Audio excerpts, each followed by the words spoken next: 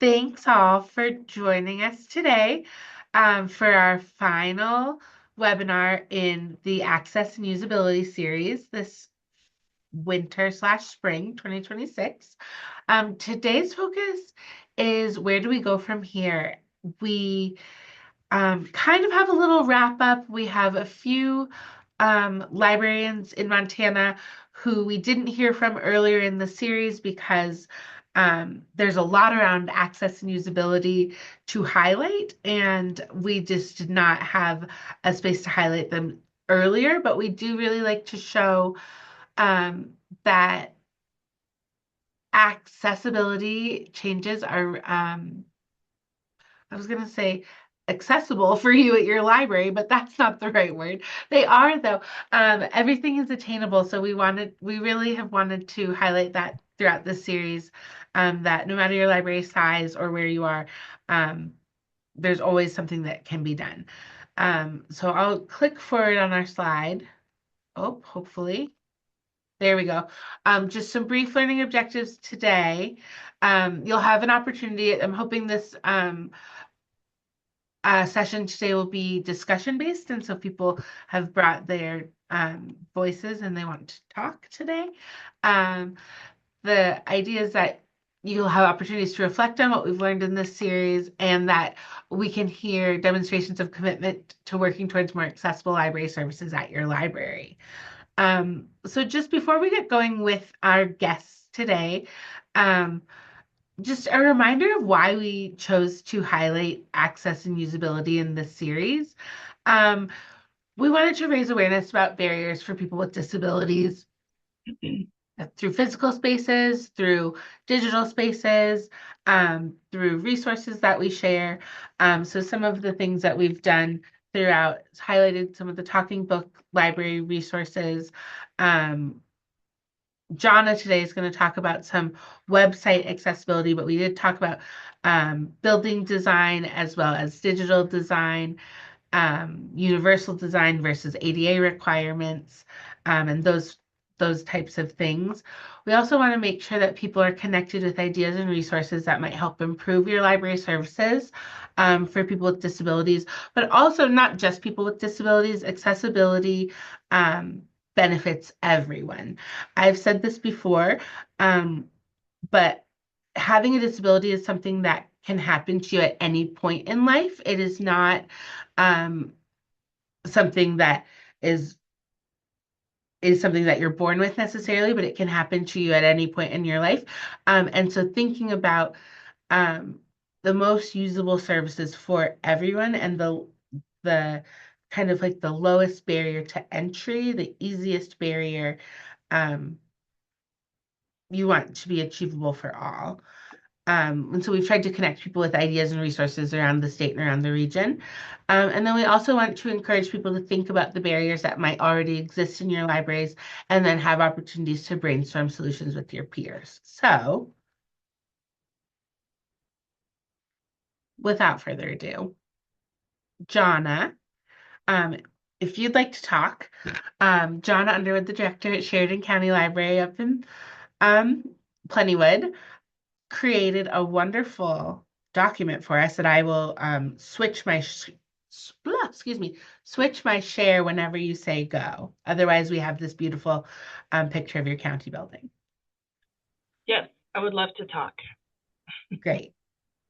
I'll talk as long as you want. No, I'm kidding. Talk as long as you want. We have until 1. No, just kidding. I'll save some time for Abby. No, so thank you for asking me to be on this one. So I'm just going to visit with you all just a little bit about, and I know that I think this has been covered in another one of the accessibility webinars, but I'm just going to revisit a little bit about websites and some ADA compliance that's coming around the corner. And if you want to do the first page or the first sheet, I guess, Corey, that'd be fine.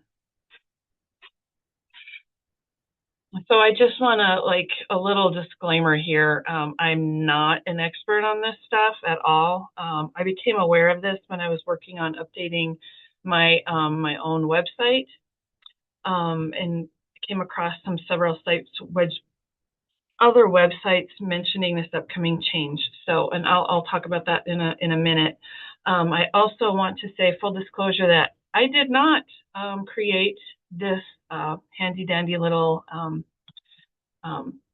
sheet. I requested the help of my friend Chad G and his friend PT, who helped kick this out for me. You can go anywhere and find all this information. You can, but it's in so many different places, and it's just like kind of like information from a fire hydrant. And so I did use AI to put all this kind of in one nice, neat little thing. So I did not do this. This is AI. So I just want to visit a little bit about that. There is a change coming up for websites, and for those of you that are familiar with it, you can just tune out or take a nap, whatever. But I discovered in looking at changing up my website, this is about a year and a half ago, and I knew I wanted a new website. Our website was old. It was clunky. And I was thinking, well, I'll just do it myself. And so I was looking at platforms like, Wix platform. It was on Wix, but a new Wix platform, or maybe Squarespace or Weebly or whatever. And I just realized that, nope, this is just a time suck. And I know what I want, but I don't know how to do it. And I was just becoming frustrated. And so I actually reached out to a web designer she's actually has ties to Sheridan County, to do a new website for me. And I mentioned to her that I had come across this ADA change for websites, and she was pretty familiar with it. So before I get into what I did with my library, I just wanted to just cover these rules for you, so you just have a kind of a heads up at what's coming. And yes, the Department of Justice issued a new ruling under the ADA for requiring specific technical standards for websites and apps for government entities. And this includes state governments, it includes local governments, public universities and agencies, and libraries would fall under this umbrella. And so it would apply to libraries. It's not really in the private sector yet, but I would assume that it's just coming. There are 3 levels of this type of specification. And so the ADA has the rule, and then it's the WCAG, which is the Web Content Accessibility Guideline, is the guideline that's to be met. And there are 3 levels of it, and the AA, whatever that means, is required by ADA. And it focuses on, as you can see on the screen, text alternative, captions, keyboard navigation, color contrast readability, mobile accessibility, and predictable navigation. So if someone who has visual, hearing, motor, or cognitive disabilities, if they can fully use your site, then you're golden. There are certain pieces of content that must be accessible, and that covers almost everything that's digital. It covers your website and anything on your website, from pages to forms, documents. It covers mobile apps, online services. Even if a vendor builds your site, you're still responsible for it. I discovered that there were compliance deadlines. When I saw 2026, I panicked, and then I realized that this is for large entities of government serving approximately 50,000 people and over, should be in compliance by this year. Smaller entities have until next year to be in compliance.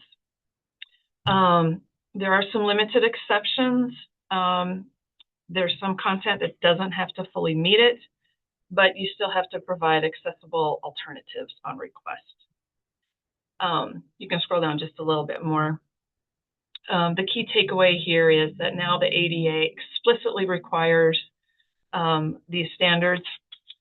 They must be accessible by design, not just request, and that businesses aren't formally regulated yet. In the old days, if someone needed accessibility, we could make it accessible if they asked about it, and there was no technical standard. Now, proactive compliance is required, and these standards are now mandatory. So what we did with my website, when I talked to my web designer about it, and I actually had some money kept away in a depreciation fund, and that's what I used to build my website and to pay somebody to do it for me. I wanted the website to be really clean. I wanted it to be neat and pretty static. I didn't want to have to be going into the back end and updating a bunch of stuff. I don't like to do that. It's time consuming, and so I just wanted it really, really static. And so in talking with my web designer, she agreed. She figured she could do that. But I also said, I think we need to do this accessibility thing. And so she knew what it was. So on our website, she added, it's an overlay on the website, and the company is Accessibe, Accessibe. And basically what it is, it's just software. She'd used it before, so she was familiar with it. She said it's basically plug and play and takes care of everything for you. My website is a Wix-based platform, and this is also a recommended application for Wix-based platforms. So that's what she went with. She just used a basic version. If you log into the Accessibility portal, it will show you audit reports and it will show you remediation reports. And it's under her name, but she gave me the login and password. So I went in and looked around, and I'll be honest, I have no idea what I'm looking at. If you look at a remediation report, it just shows you code that has been scanned, and I don't know what they do with it, but they scan it and it somehow does something with the website. So I'm kind of like, okay, I'm trusting you that we have enough of the accessibility on here to not get in trouble with anything. My website can be accessed with a keyboard, and that's one of the checklist items that you should be able to do with your website. In case somebody cannot use a mouse, anybody should be able to jump on and click the enter key, and you can tab your way through. So that's, I guess, an important piece of the checklist. And basically, I think it follows most of the standard checklist. The only thing that I don't know about is, what's it called, a screen reader. I don't have a screen reader software on my computer, so I don't know what it sounds like if somebody who is visually impaired were to go onto our website and be able to hear what the web content is. I'm making an assumption that it's accessible for screen readers. So that's what I did. I guess before I go any further, questions about all of this? Did I lose anybody? Jonna, can I just ask for clarity? This Yes, is a new website, not your old website redone. correct. This is built from the ground up. It's brand Great. new. Okay. That's what I thought. I just wanted to make sure. Thank Yeah. you. Well, I think one of the things, so there is a checklist, and you can flip over to that next page if you want. So the standard checklist is that the WCAG is built on these 4 principles: perceivable, operable, understandable, and robust. And perceivable means if people can see the content, can they hear the content, meaning describing what an image shows. If you're visually impaired, do you know what the image is without having to read text for the image? Is there good contrast? Are the headings clear? For operability, can everything work with a keyboard? Do users have enough time to get through whatever page they're on? No flashing lights, for example. Is it understandable? Is there clear and simple language, avoiding unnecessary jargon? And in our world, we live and breathe jargon. So sometimes that can be a little tricky with people that aren't familiar with library terminology. And I know we all kind of struggle with that a little bit.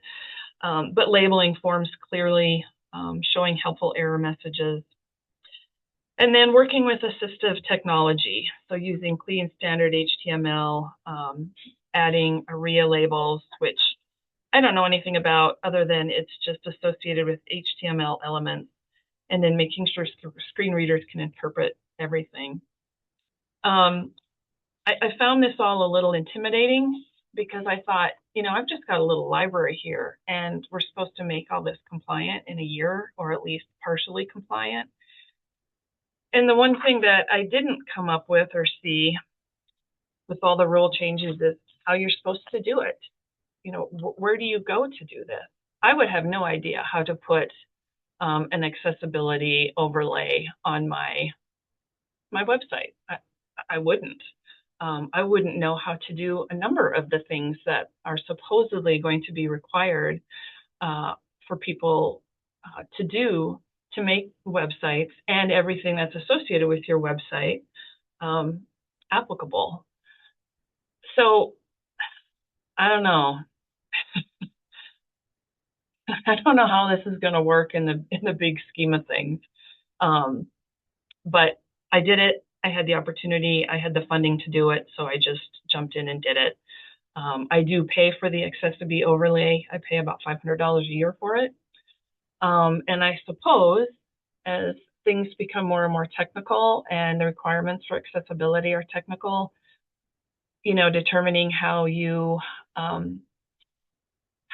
choose to use your budget for this type of, for this part of your library service will be kind of interesting for libraries to determine what to do, if that kind of makes sense.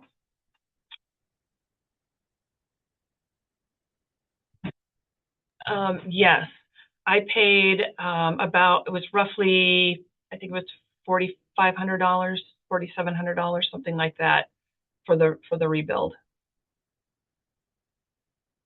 And she still technically kind of works for me. She's like my website manager.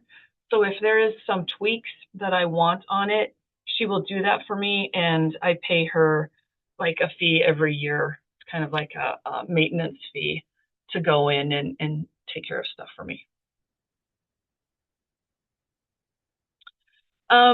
She has ties here to Plentywood, to Sheridan County, but she's not local. She's actually based in Flathead County.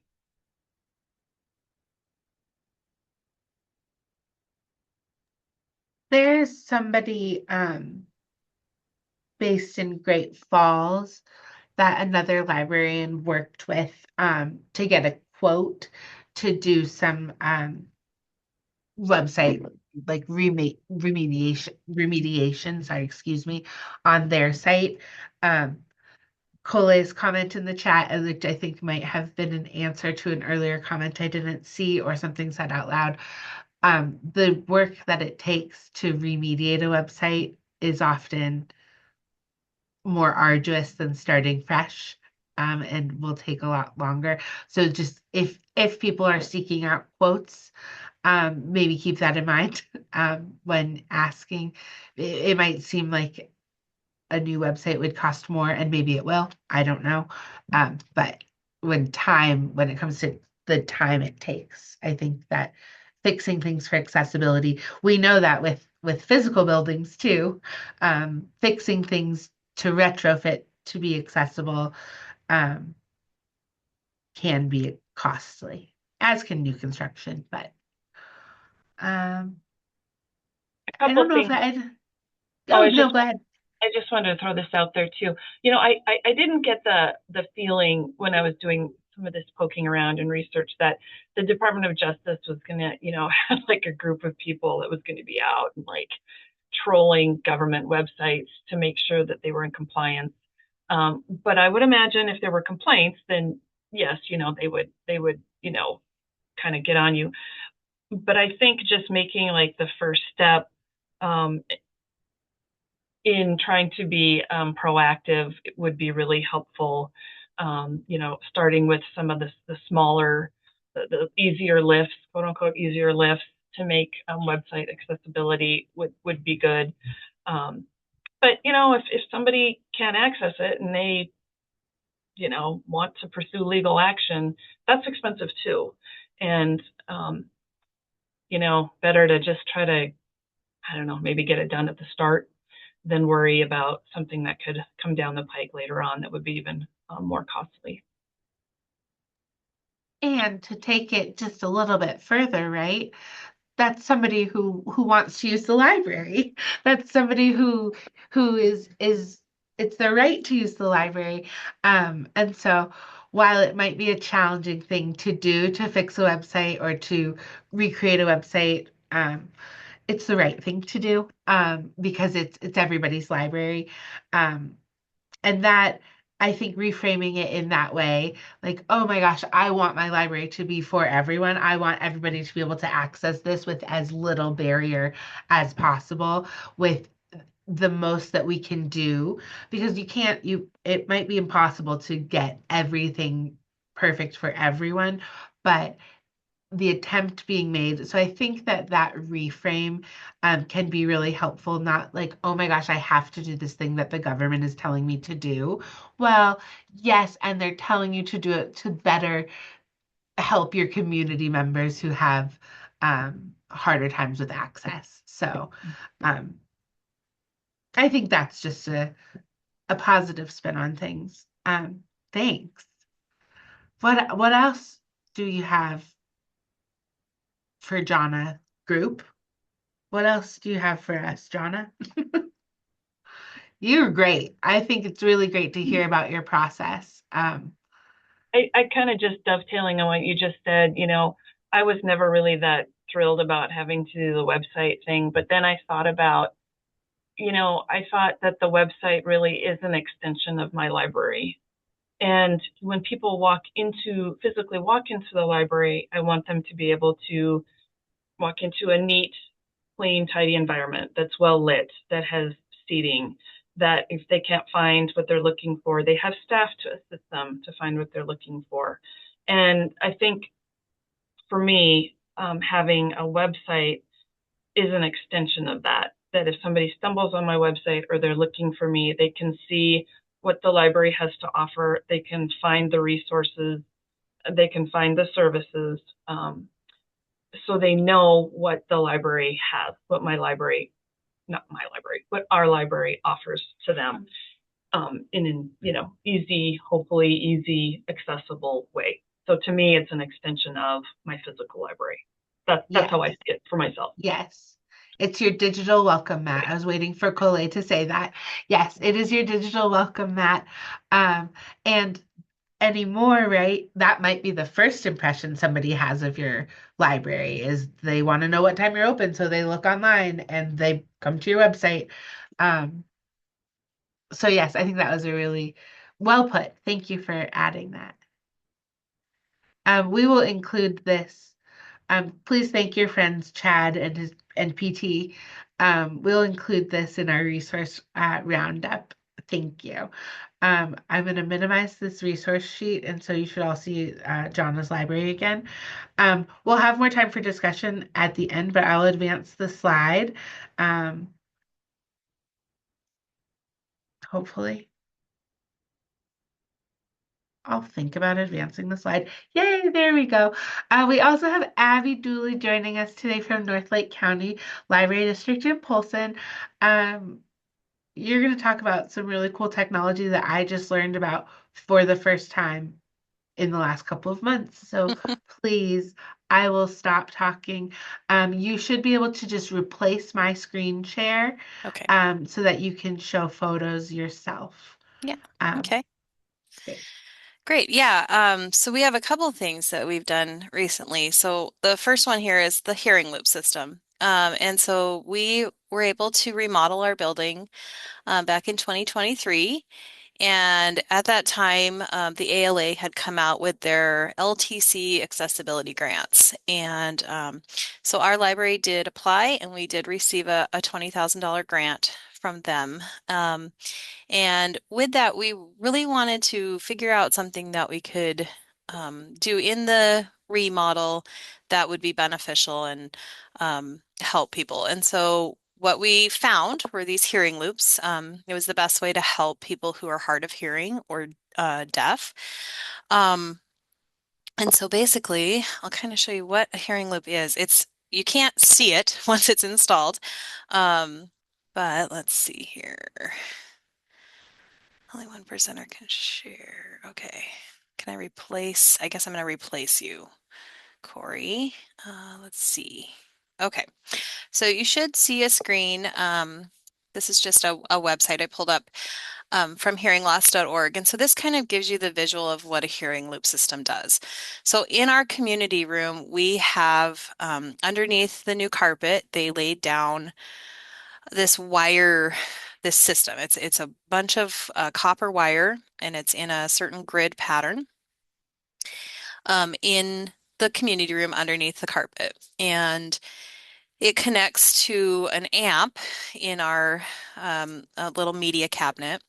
And so in order for it to work, we have to turn on the amp and people have to speak through a connected microphone.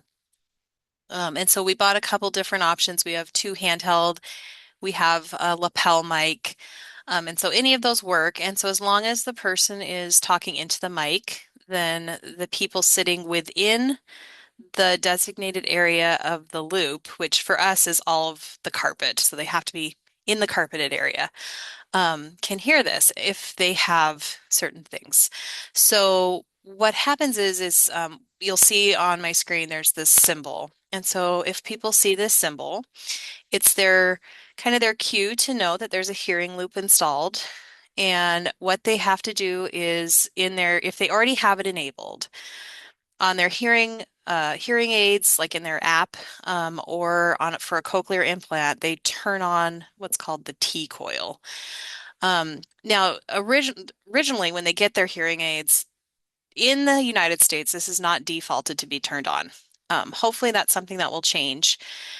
In Europe and in England, it is defaulted to be turned on because the government requires that hearing loops are installed in public places. In England. And so in the States, it's just not as common a technology. And Bluetooth technology is good too. I mean, so there is that. This is an older technology, but it's also one that's pretty reliable, and works really well for people. And so what it does is when the person is talking through the mic, if they've got their T-coil turned on their hearing aid, they hear the sound being spoken into the microphone and they don't hear anything else. They don't hear the background noise going on. They don't hear their neighbor shuffling papers. They don't hear the HVAC system kicking on. They just can hear directly what's being said into the microphone. It's almost like sitting right next to the speaker and just hearing it. And so it just kind of gets rid of all of that excess noise. And so when we did our community conversation, we found, for a lot of people with hearing loss, even if you wear a hearing aid, it doesn't help. Being louder doesn't help them hear. It makes it worse in a lot of cases. And a lot of times people wearing hearing aids, they still hear just a muffled sound especially if they're in a noisy place, like a library community room or a restaurant. Like in England at the tube station and the train stations, places like that. And so this is a way for people to have a better experience. And so for us, we thought this would be a nice way for people to really be able to experience our presenters, and whatever things are going on where we can utilize the microphone. Um, and so we had this installed during that renovation. Let me see if I can switch here. So, like I said, you can't see our hearing loop because it's all underneath the carpeting. Um, but we do have a media cabinet, and so we did have to spend some money on some tech. So we have speakers installed in the room so that people just generally can hear us through the microphone system. And then we also have a special the hearing loop amp, which is this thing in the middle here. And so we turned that on, and then that connects the hearing loop system. We now have two handheld mics, which is really nice. And then we also have the lapel mic. And so it all fits very neatly into a small cabinet. And then we have different mixers for just the speakers in general. Let me see if I can. And then had we had two loops installed at our front desks. So we have what are called desk loops. Basically, it's a little tiny microphone that sits at the front desk. And so if someone were to come up and want to utilize their T-coil, our staff just needs to talk into the mic and then they can directly hear what they're saying. And we don't have a lot of people that have utilized this yet. We're hoping with more education and more people that are more familiar with this in bigger cities or traveling abroad, that it'll get used more. But it's really nice to not have to yell at a patron who can't hear, especially when you're trying to keep patron privacy in mind. And so we have that. And then we also have these. So whenever you get a hearing loop system, you are required to actually have these systems. And so basically, this is a little receiver and some headphones, and somebody could bring in their own headphones if they weren't comfortable using these headphones. But basically, this is for people who don't have T-coil enabled hearing aids or cochlear implants. And so they can directly hear um, through these systems, which is great because we have people that even though they wear hearing aids, they forget to wear them, or they just don't want to use them, and so they utilize these. So it's really nice for the hearing loop system to be able to have all of that.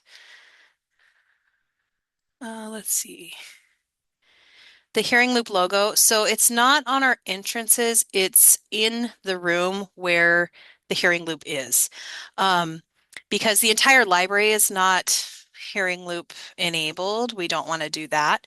But we do have the signs up in the community room. And then we also have a sign at each of the desks so that people know that we have that.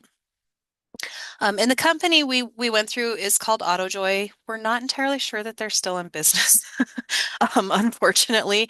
Um, we've been trying to reach out to them in the last couple of years. One thing we kind of realized last year we needed to shampoo our carpets and hadn't really been given good instruction on how to do that without damaging the wiring. And we tried to reach out and we have not been able to get in touch. And it looks like all the people we worked with there have left the company. So I can't really recommend AutoJoy because I'm not sure that they're still doing this. But there are other companies across the United States that do the installations. But yeah, any questions about the hearing loop system itself? So then the rest of my stuff is different. Can I ask, Yes. um, was there how did your library come to the decision to put this hearing loop technology in? Is there a large community, a hard of hearing community up where you're at? Or can you just speak a little bit about Yeah, that? sure. Please. Yeah. So that was part of the grant. You had to identify a group or identify a disability and then work with that group of people to figure out what is the best solution. And in our area, we definitely have a lot of retired people, aging population. We do have patrons we know of who are deaf or hard of hearing. And so it just was it felt like um, a good group of people to try to help. Because hearing loss is very common as you age, and so it's just one of those things. And especially too with the um, headphone sets. Like I said, if somebody doesn't have hearing aids, they can't afford hearing aids. They're very expensive. Um, or some of the newer hearing aids don't have the T-coil.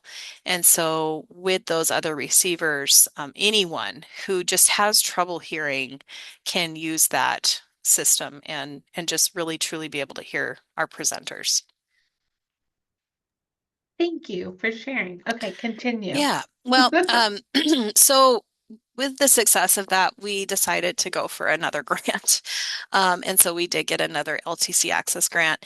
And for this one, we actually decided to focus on people with dementia. Um, and so this has really been kind of a passion project for several of our library staff. And so one of the cool technology things we did was we put in this it's called a Lucent. It's Lucyn, Lucent, NT, Lucent projector. And so what this is, the company that makes this, it's just a standard projector, but it comes installed with a variety of games. It's also then connected to our internet so that they can do updates remotely, and they can continue to add more games. Um, there is an initial cost to, of course, purchase the projector, and um, we had our IT person install it for us. Calibrating it was a little tricky, and so I do advise having them help you with calibration. But basically, it goes into your ceiling, into one of the squares, and projects down. It projects straight down onto a table, or you can have it project onto a wall. But we chose to do the table version. And so this is the projector itself in the ceiling. It does have speakers for sound. It's not super loud, so we connected that to our sound system. Um, and then actually, I'll go back one. So in this cabinet, again, we have a little keyboard that we use, and it has a remote to turn on the projector. Very simple equipment wise. And then what it does is it projects straight down onto just two of our folding tables. And you can buy a fancy table, but we have nowhere to store it. So we just use two of our folding tables, and it projects the game down. And it's I probably am aging myself, but it's very similar to like a Wii. So it's like if you have it's got like a sensor for movement. And so you can just touch things on the table, or you just kind of wave your hand over it, and that's what triggers the projector to know that something's been done. So in this case, it's like I think she had to hit all the monkeys that were falling from the trees. Um, but there are a variety of games, and they're laid out for early, middle, and late stage dementia. Some of them are just like sweeping leaves across the table, and then there's others that are actual games. So this is one where you just have to touch the animals, and whoever touches the most, you get so many points. It even has poker. It's got bingo, which could be really fun too. It's got a few little things like that. And it's good for kids too. So one of the areas we hope to use this is also with kids, especially kids with autism, to see if we can help with that disability as well. So, but these are just some of the images of that projector in action. And then we also, because we did get a nice big grant, we had some extra money. And so we bought things like a sound recorder to allow people to record sound for their loved ones. They can record stories to play back, things like that. So that's one of the things. And then these are just some photos of some of the other materials that we bought. So we have the dogs and cats you'll see in the back. They are kind of like an animatronic dog and cat. And so a lot of times those are used instead of a real animal. The person with dementia can pet the dog, they can brush the dog. The dog will kind of bark, the dog will move. It feels like a real animal to the person.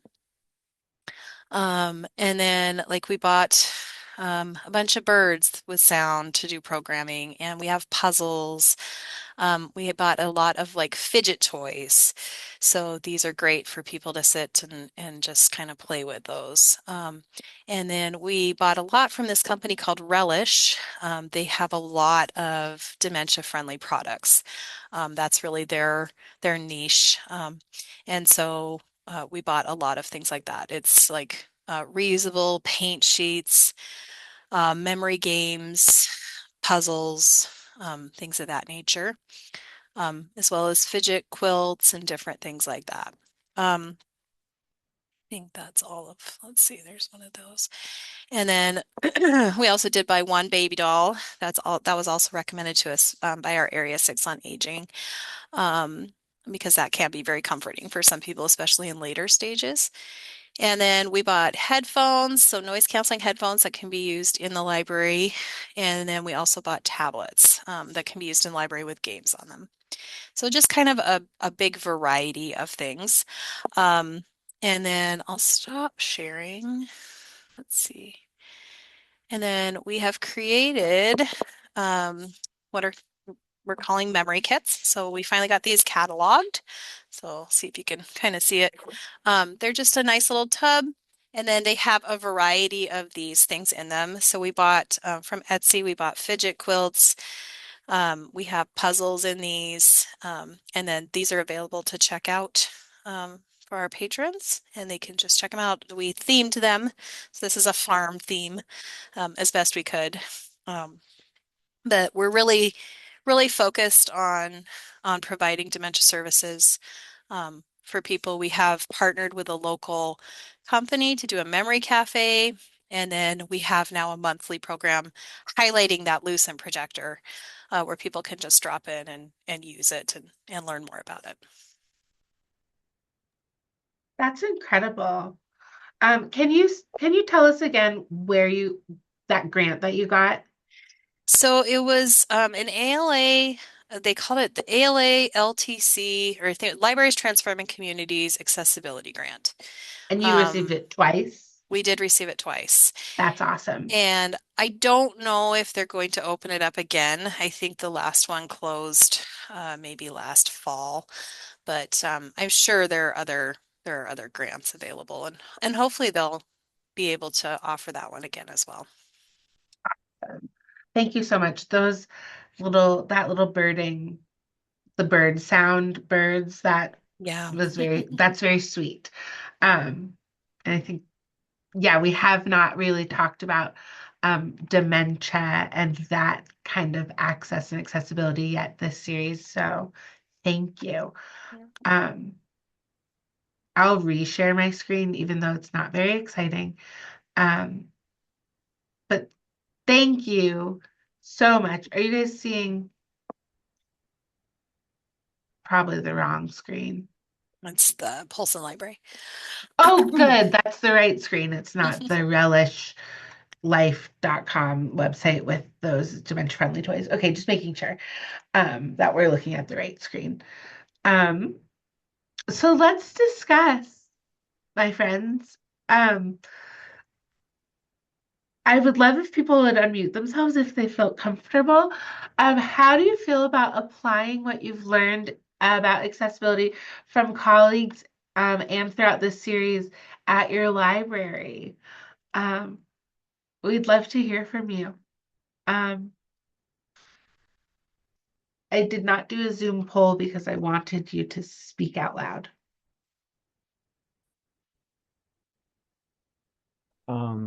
So this is Camden Jenkins with the Lewis and Clark Library. Um, I am a cataloger, so I don't have a whole lot of opportunities to apply what I've learned, but I am quite grateful to see that a lot of what was being discussed are things that are already implemented at our library.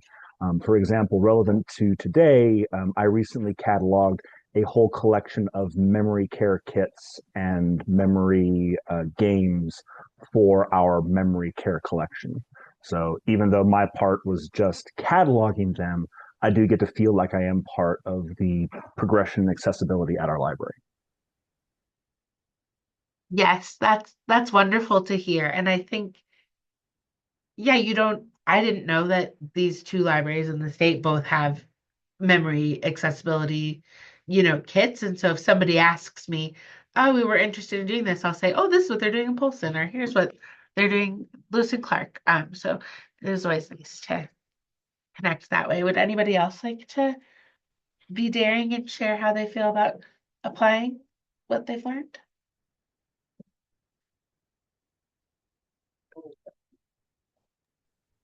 I'll just say I appreciate Jonna's presentation earlier. I was aware of the change and I've kind of been putting it off as we don't have to comply until next year. But I think really it's pushed me more to look at somebody like who she used, a professional to rebuild our website, even though our site is pretty good, but I built it and I don't really know what I'm doing. And I don't want to risk being out of compliance. And so that is really helpful for me to hear that and good justification to go to my board and say, hey, I think we really do need to pay someone to do this and someone who understands the new rules.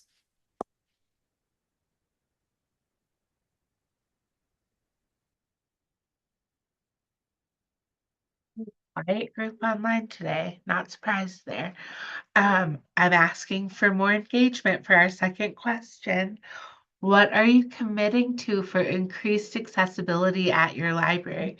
If you have the ability to say, we're committing to this, what are you committing to?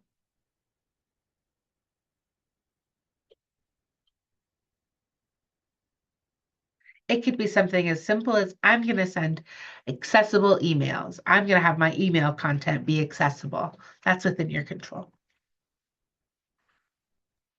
Well, I really liked Abby's discussion about the hearing thing, the T coil. Is that it? Um, and my library is in our courthouse, so we don't have like a separate library, but below the library is a big community room. We call it the Jubilee room.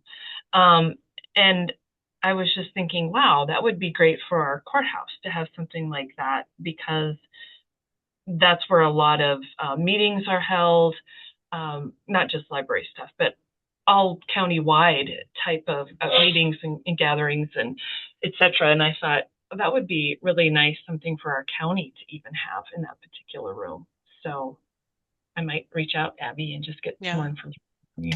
Yeah, and I should add, you don't have to wait to do those hearing loops until you're like remodeling. I mean, it's easier, like if you're going to put it in the floor when you have when you're redoing your carpet, but you can also put it in the ceiling. It doesn't have to be in the floor. It just has to be this grid basically that connects to the amp. Yeah, we've got a drop ceiling in that Hmm. room. So Yep, I was probably do. thinking that would probably. Yep. So thanks for that idea. That's great.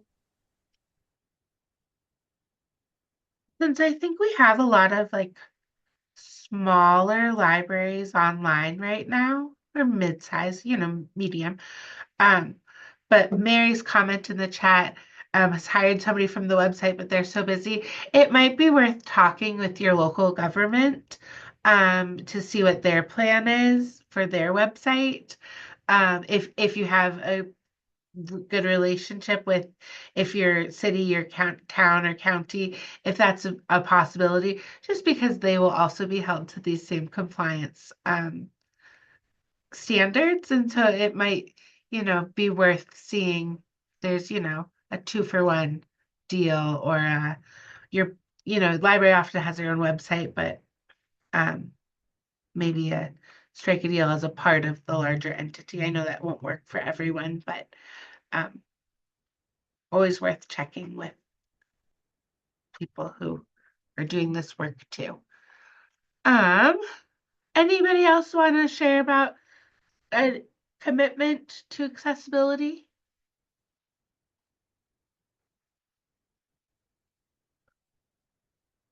All right, no is a full sentence. I heard that. So what else do we have on our slides today? Just a reminder for everybody that accessibility is an ongoing practice. This isn't something we do one time and then never come to again. That's how things get really, really out of date. And then that remediation process, it just takes a lot longer. So it really is a best practice for something that you revisit, if not daily, regularly. Just ensuring that when things change, you are changing with them. So I just wanted to put that on there as a reminder. Um, we'll take questions. We'll take any and all questions, but I feel like questions have been, um, I don't think we missed any in the chat, but I think there have been some questions in the chat. Please feel free to unmute yourself though if you have a question that you'd like answered. So this is Jonna. This is just a quick question. I was thinking about this in my library the other day. This is a little bit of old school accessibility, I guess. And I'm wondering if anybody has like signage that you use in your library that people actually pay attention to. I've put some signage like on our shelves, like, big white, black text, fiction. And it's like people, I don't know if it's just Sheridan County, but people don't look at it. Do people look at your signage? If you have signage in your library, do people pay attention to it at all? Do they see it? Is there a good way to put signage out there that people see without, like I swear I could put a hippopotamus in the middle of this library and people would just walk past it and be like, where's the mystery? I don't get it. So part of the problem with signage is we live in a world that just has so many ads and they're everywhere. And so people have learned not to look at signs because most signs you see are ads and most people don't care about ads. So I'm not sure if there is a good solution to that, but trying to make your signs look distinguishable from advertisements might help.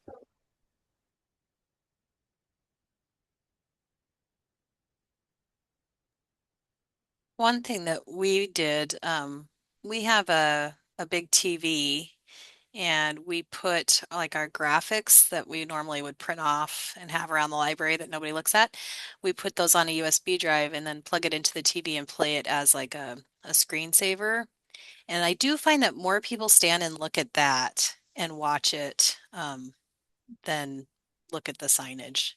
But I feel you. We had a closure day and we literally put up like 3 signs across all the front doors, and people still were pulling on the doors and wondering why we were closed. So it it doesn't always work. Signage, that question, we could talk about that for an hour. Actually, I couldn't, but I don't think anybody wants to. But the ad theory, I ignore ads, so I also try and pull open closed doors and I read the sign and I'm like, maybe this is yesterday. It's not, it's today. I believe Cole dropped this link in the chat, but if you would give us some feedback for this session, that would be wonderful and appreciated. We love data at the state. And we're always looking at ways we can improve our services for you. I did add a few things for additional resources. And this first one, Ally Talks, they have a really great YouTube channel. This link just goes to their website, but they have discussions about accessibility weekly, which is really interesting on different topics, but is not library focused necessarily, but it's related still. There's a really nice sheet, not as nice as Jonna and Chats, on the understanding the WCAG changes that are coming up. The Library Accessibility Alliance is another resource. I believe this links to their resource page, but there is a ton of information on there. And then I have linked this in the past with the ADA Title II requirements. Those are what libraries fall under as government entities and government buildings and government websites and whatnot. I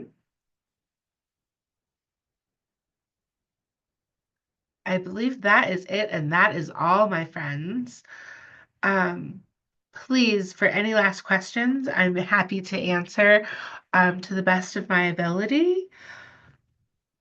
Otherwise, please share this resource. It will be an MSL Learn course shortly. Please share this with people in your library sphere who you think that would be beneficial to.